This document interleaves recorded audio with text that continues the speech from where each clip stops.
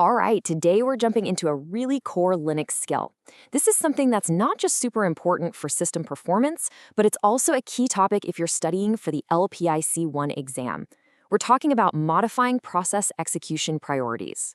So, have you ever been in this situation? You're just trying to get some work done, and boom, your entire system slows to a crawl. You know, that frustrating moment when one rogue process is just hogging all the CPU? And this isn't just a minor annoyance. I mean, it could be a massive backup job that's suddenly making your web server completely unresponsive. Well, the answer and the solution is all about learning to control process priority. So, the key concept here, the thing that governs all of this, is something called niceness. It's actually a pretty simple idea. It basically just tells the system scheduler how a process should, play with others. Here's a good way to think about it. A process with a high nice value is, well, it's polite. It's the kind of process that lets others go first in line for that precious CPU time. But on the other hand, a process with a low nice value, yeah, it's not so nice. It's the one that cuts right to the front of the line and demands the system's attention right now. Okay, so what kind of scale are we working with here? Well, the niceness value for a typical process ranges all the way from -20 up to +19. Let's break down what these numbers actually mean, because it can be a little counterintuitive at first. -20 is the least nice, which means it gets the highest priority. On the flip side, +19 is the nicest process around, which gives it the lowest priority.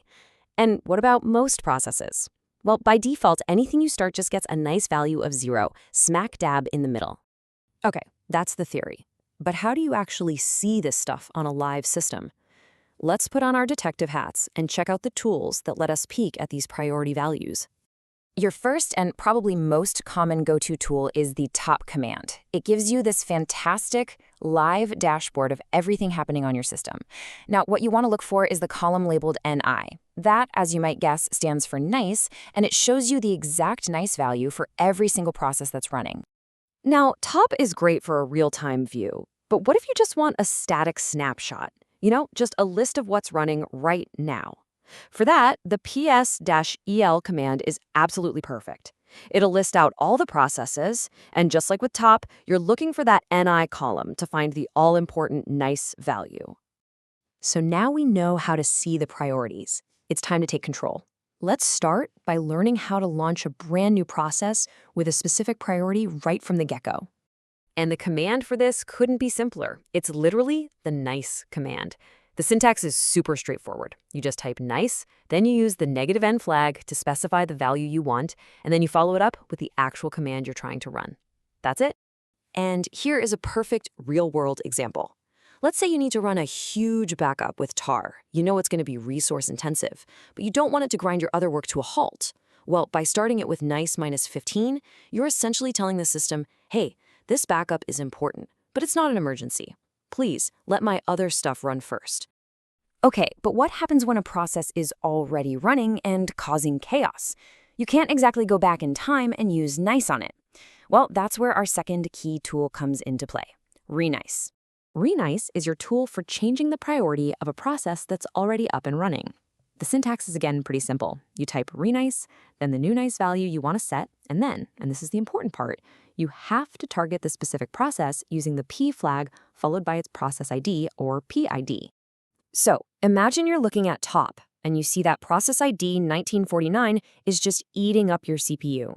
You can immediately jump to your terminal, run this command, and make it nicer by setting its priority to 15. That simple action can instantly improve your whole system's responsiveness. Now, there is one absolutely critical rule you have to remember here. Any regular user can make their own process nicer, right? They can increase the nice value to lower its priority, no problem.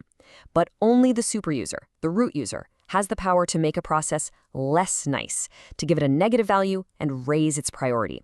And here's exactly what happens if you forget that rule. If you're logged in as a regular user and you try to give a process a higher priority, a negative nice value, the system is going to shut you down immediately with a permission denied error. And this isn't a bug, it's a really important security and stability feature. Okay, we have covered a lot of ground. So let's quickly summarize the absolute key rules you need to have locked in for managing your system's processes. All right, let's quickly recap the most important takeaways. First, the default nice value for almost everything is 0. Second, positive values make a process nicer and lower its priority. Anyone can do this. Third, negative values make a process less nice, giving it higher priority, and this requires root access. And finally, remember, use nice for new commands and re-nice for anything that's already running. Got it? And here it is, the final cheat sheet to just lock this all in. If you're about to run a command that you know is going to be heavy, use nice from the start. If a command is already running and causing you problems, use re-nice to fix it. Honestly, it really is that simple. Understanding process priority really takes you from being just a passenger on your system to being the pilot. You're in control of its performance. It's a fundamental skill for any serious Linux user, and it is absolutely essential knowledge for passing that LPIC-1 exam. So the power is now in your hands. The real question is, what are you going to optimize first?